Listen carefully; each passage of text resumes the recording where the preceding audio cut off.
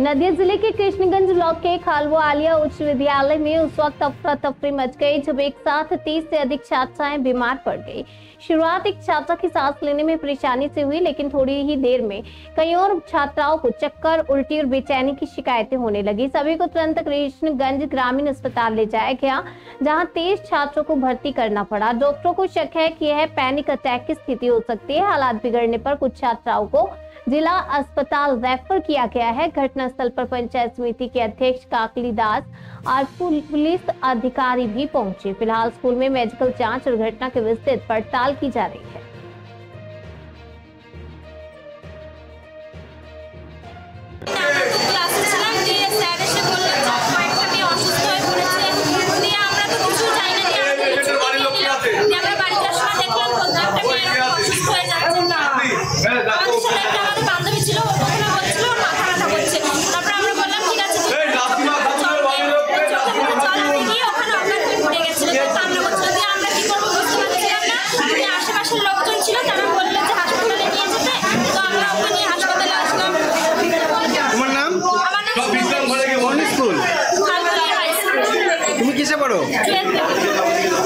দুঃখজনক ঘটনা যখন আমি এটা শুনতে পারলাম, যথারীতি তৎপরতার সঙ্গে ডাক্তারের বাবুর সঙ্গে যোগাযোগ করানো হলো। তখন একটা টিম পাঠিয়ে দেওয়া হয়েছে স্কুলে এবং আমার কৃষ্ণগঞ্জ ব্লকের তরফ থেকে কিছু স্টাফকেও পাঠিয়ে দেওয়া হয়েছে।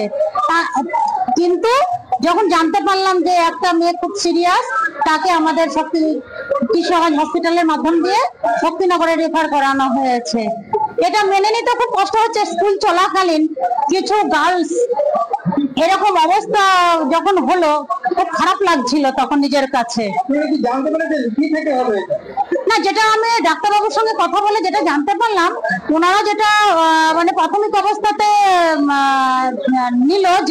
জানালো যে এটা হচ্ছে একটা গ্যাসের থেকে, প্যানিক থেকেই এটা হয়েছে, এইরকমই ডাক্তারবাবুরা এটা জানালো আমাদেরকে। বলছি যেটা মেডিকেল টিম থেকে যেটা মতনই কিছু জিনিসটা আছে, এর মধ্যে কোনো কিছু বিশেষ খারাপ নেই। যতটাই হয় গ্যাসটা দিলে স্যাচুরেশন সবাই ঠিক আছে, অক্সিজেন স্যাচুরেশন ভালো, হার্ট রেটটাও মোটামুটি ঠিক আছে। মানে খারাপ ধারণা কিছু দেখছি না, এক্সেপ্ট একটা দুটো একটু খারাপ দিকে আছে, কিন্তু বেশিরভাগ প্যানিক অ্যাটাক থেকে। দেখো এইগুলো হয় কেন? ওই প্যানিক অ্যাটাকই মেনলি যদি অন্য কিছু কারণ না থাকে। পুরো ঘটনাটা তো আমি জানি না কি হয়েছে, কিছু না তো খোঁজ করতে হবে। প্রথম পিরিয়ডে আমাদের ক্লাস নবম শ্রেণীর একটি মেয়ে, তার শ্বাসকষ্ট শুরু হয়।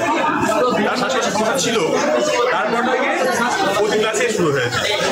ডাক্তাররা বলছেন খুব বড় মিটিং হতে পারে অথবা প্যানিক থেকে হয়েছে, এও সমস্যা। কতজন ছাত্রছাত্রী হয়েছে? তারপরে 20-25 জন মেয়ে ছাত্রদের হয়নি, মেয়েদের হয়েছে।